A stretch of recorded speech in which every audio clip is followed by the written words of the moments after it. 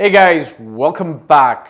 Look, I wanted to make a quick three-part series because I think it's the need of the hour, okay? So I'm going to talk about property launch and what's taking place in the market. The second part is going to be how expression of interests work. And the third part, let's look at what the third part I've got is the property launch pros and cons, or in this kind of order, okay?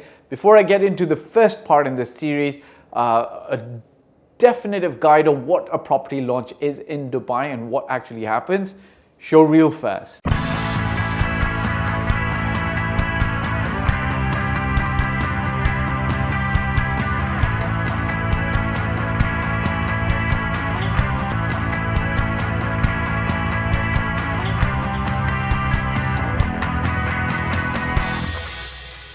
All right guys, welcome back. Look, I want to give you some background on what a property launch.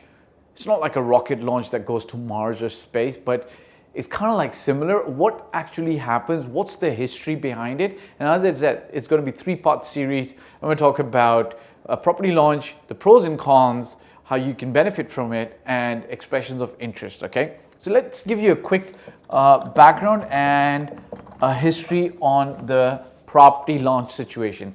Here's the thing. The Dubai real estate market is still kind of new, right? We're about 20 odd years old, okay? But when I say 20 odd years old, Dubai's been around for much longer. But when I say 20 odd years old, that means specifically I'm talking about the freehold real estate in Dubai. Freehold means that foreigners from any country around the world could come and own land, apartments, villas, townhouses, commercial hotels, so on and so forth in perpetuity, okay? That decree was passed somewhere around 2002, 2003 by His Highness Sheikh Mohammed, okay? What's the history of this, okay? Now I'm going to give you one quick story about how a property launch used to happen. This is one of my personal investors who was one of the first employees in Dubai at the Dubai Duty Free, okay? And this is a first-hand account of her story, okay? The preeminent developer in Dubai, you'll probably know, is Emaar, okay? 55,000 plus units delivered. And I'm going to share a story of her buying her first property in Dubai with Emaar, okay? It was at the Springs and it was a townhouse. Essentially speaking, this is what happened. When Dubai opened up, and it was a very hot tourist hub for people from Pakistan, India, Africa, Russia, people who could see the vision of Dubai on where it's going to go wanted to take advantage. And even though, you know, a company like Emaar might show you like, look, this entire place, which is full of desert at the moment, is going to be a throbbing, thriving golf course with nice townhouses, villas, and communities built around. People who could understand that vision went like bees to honey or a bear to honey, and they wanted to purchase and get in on the ground level. And this is a story of one of my investors. This is essentially what she did, right? She went to one of the property launches for the Springs Villa, okay?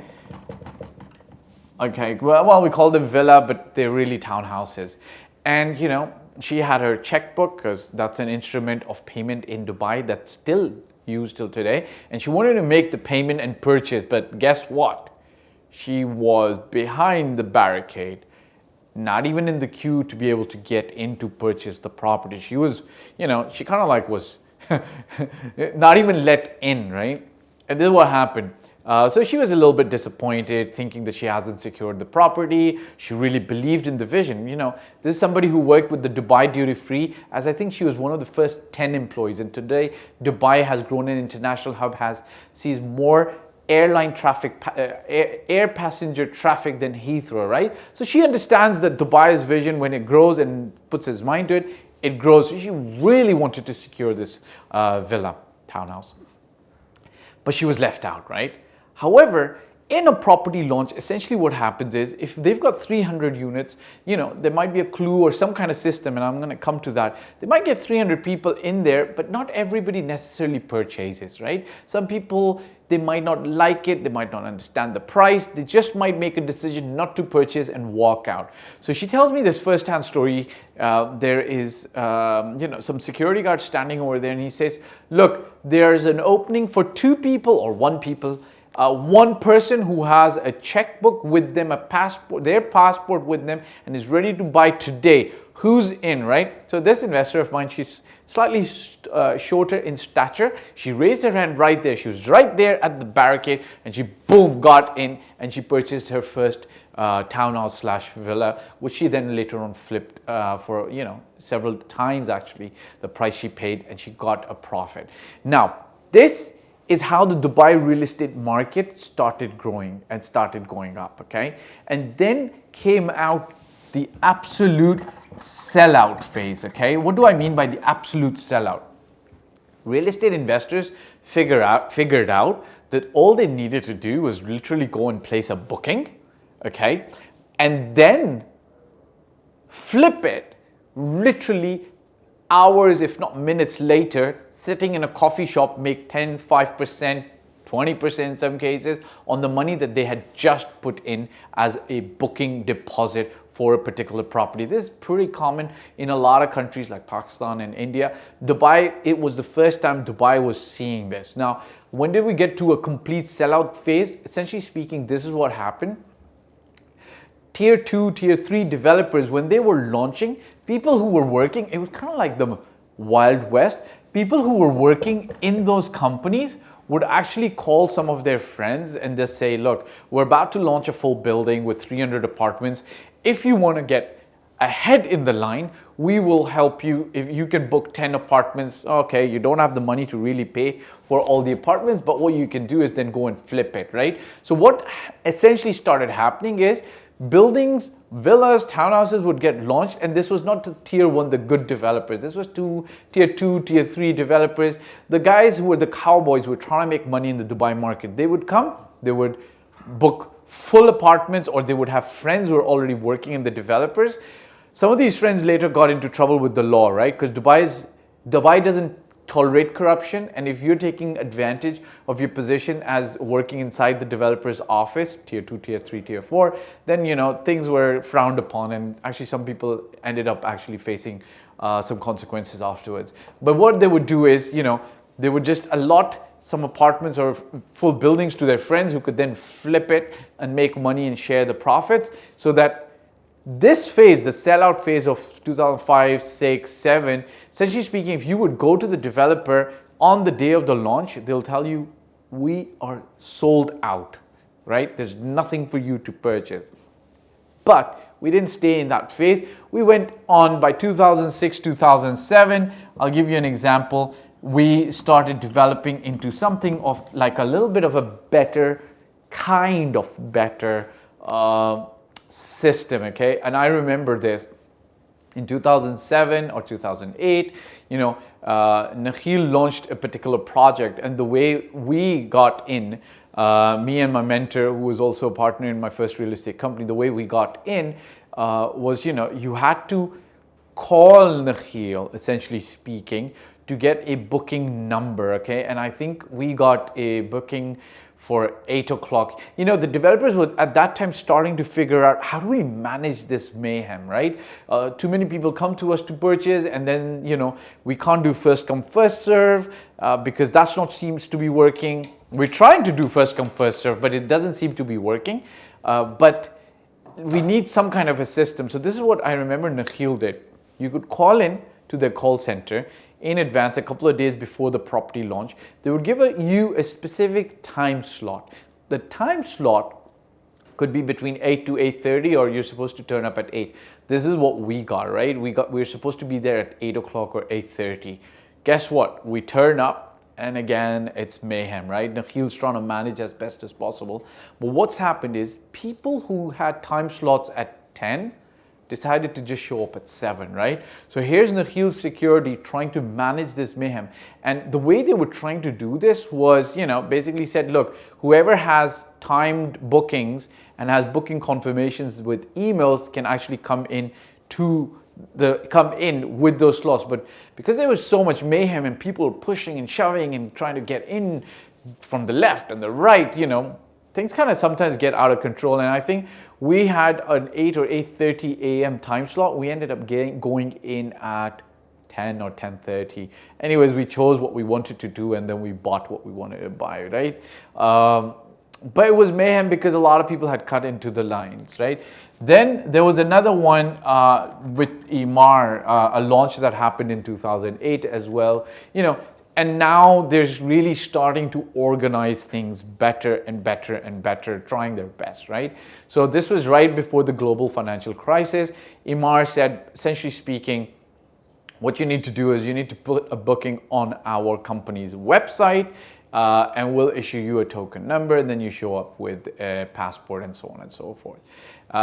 Pretty much similar stuff happened, even if you came in with a passport, and this was towards the end of the boom, the first boom, so things were kind of tapering off, but still, it was a little bit better, much better managed, but still you had to get in there, make a choice based on what you had done in terms of placed a booking on their website before, right? So it was kind of still mayhem. The reason is because they opened bookings, and then you got to be there first to put in your details and then get a token number and then go in and make a purchase. Okay, now this went on, and then the global financial crisis happened, and then we started seeing property launches again start back in 2013. Mira got launched 2015. Nishama, these were both 1 million plus townhouses, and you'll see the video over here. It was absolutely mayhem. Okay, now generally what happens in a property launch, the developer does not, and I'll discuss this more in the pros and cons, does not release the best inventory, therefore the price is the lowest. But for some people, the best inventory they don't care about it. They care more about the lowest price, which makes more sense to them, right? Which is why you'll see the mayhem. And now I'll get my team to actually put in some of the videos to show you the kind of mayhem that you can kind of expect at these launches, and how it happens, right? Now, because of the weird pandemic, because of social distancing, things are a little bit further compounded, right? Because of the weird pandemic, things are compounded. So, you can't have this mad rush happening where people are just going in and be squeezed together in a cramped way. So developers are managing as best as possible. Something that I'll make a full video on, what some of the good developers are now trying to do is what they're doing something called expressions of interest, okay? And I'll make a full video on how this works, okay? And how you can hopefully make it work in your favor. Now, before I get to this, an expression of interest, I want to talk about something completely different, which is I want to share with you a success story and a not so great story. Okay, so let's do the success story. Okay, let's do the not so great story first. Okay, there was a couple of times, okay, this has happened. This happened with one of my friends. Okay, he essentially basically went into purchase a townhouse, but his requirements was to buy 2 apartments for his family, so that they could live side by side and kind of like grow up together, and parents, everybody could live close by. But back in 2015, I remember, or 14 or 15, he essentially successfully got into one of these property launches, right? So he was like so excited that, his father and his brother finally got in there. And then in this environment, there's a lot of pressure, okay? Because you'll see around you a lot of people buying, purchasing, climbing over each other, pushing and shoving sometimes if it can get extreme, trying to make the purchase, okay? Now you come under a lot of mental and psychological pressure. Even though this 3 or 4 bedroom townhouse was not a appropriate requirement in terms of value as a property purchase, they kind of fell into a trap of this whole property launch game, right? Where everybody else is buying, and then you have FOMO. If you don't buy, you've got the fear of missing out, because if you don't purchase, you're going to end up missing out, right? So they ended up making the purchase, and guess what? It was the wrong property for the wrong reasons. And okay, fine. So they're stuck with the property. It's not a big deal, okay? Similar thing happened to my own story back in 2008. Me and my mentor were looking to purchase a property, when we were with Emaar in that launch. When our turn came, essentially speaking, the young lady explained to us, they said, oh, this is what you can buy, And you know, I remember you'd be shocked to hear the price was 5,000 dirhams per square foot. Okay, that was the times of the market anyways. That's how the market was.